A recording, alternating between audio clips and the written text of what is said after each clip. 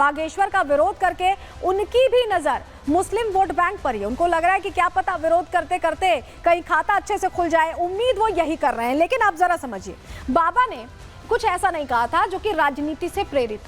तो ये राजनीति की बात आखिर क्यों कर रहे हैं? क्यों उन्हें लग रहा है कि बाबा राजनीति करना चाह रहे हैं? क्योंकि बाबा ने एकता की बात कह दी, और एकता की बात होगी तो वोट बैंक का क्या होगा, यही टेंशन है। बिहार में बाबा बागेश्वर की कथा हुई, 5 दिन तक बाबा की हनुमंत कथा चलती रही, और कथा में अलग अलग जिलों से भक्त पहुंचे, बड़ी संख्या में भक्त पहुंचे। बाबा ने हिंदुओं को एक होने का संदेश दिया, एकजुट रहने की बात कही, और जात पात के बंधन को तोड़ने का भी संदेश दिया। वहीं से दिक्कत शुरू होती है इन पार्टियों की। कथा के दौरान फिर से उन्होंने हिंदू राष्ट्र की भी मांग की, और बिहार से बाबा की कथा से कई दल बहुत टेंशन में आ गए, क्योंकि जैसे ही एकता की बात हुई, उनका जो वो गूढ़ा गणित है वो पूरी तरह से बिगड़ता दिखा। बाबा बागेश्वर ने कैसे बिहार में हुंकार भरी है, एकता की बात करिए, सुनिए जरा।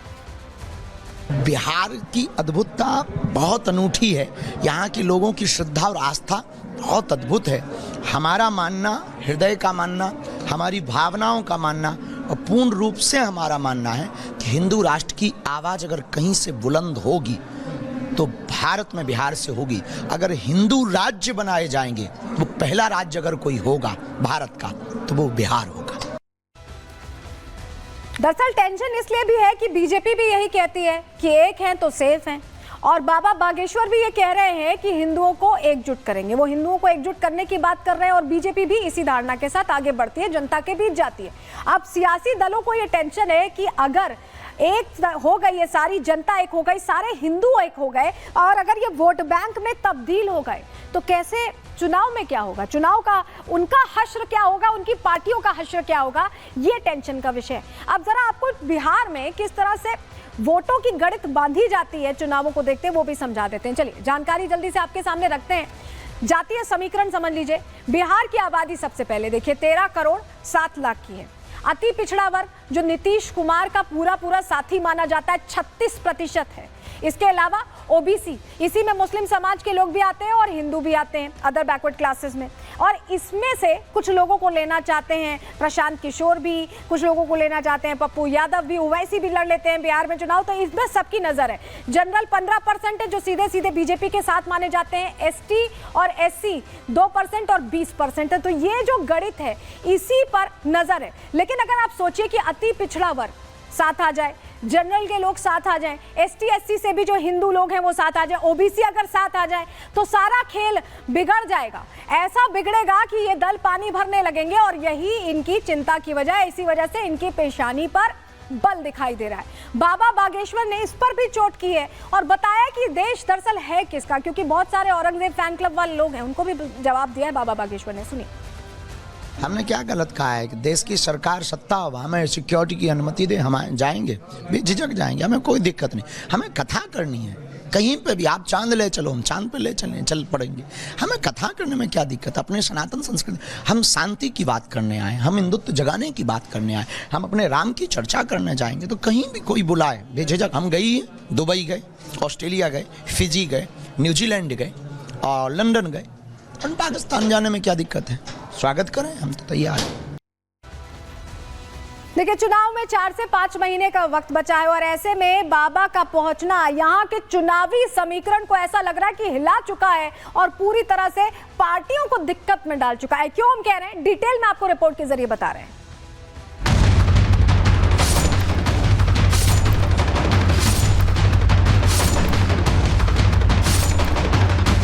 बिहार में इसी साल चुनाव होना है, लेकिन चुनावों से पहले बिहार में जाति और सियासी समीकरण साधने की कोशिशें तेज हैं।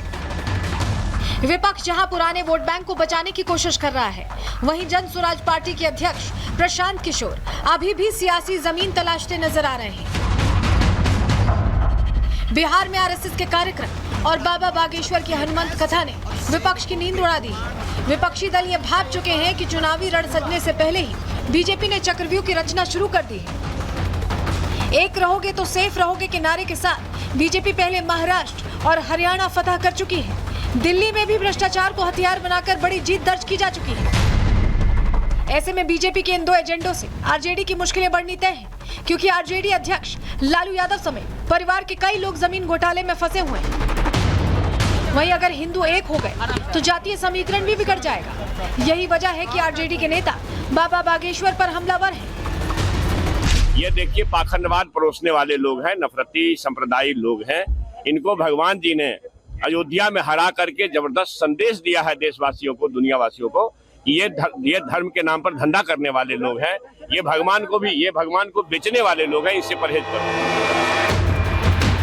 बाबा बागेश्वर सिर्फ आरजेडी को ही परेशान नहीं कर रहे हैं।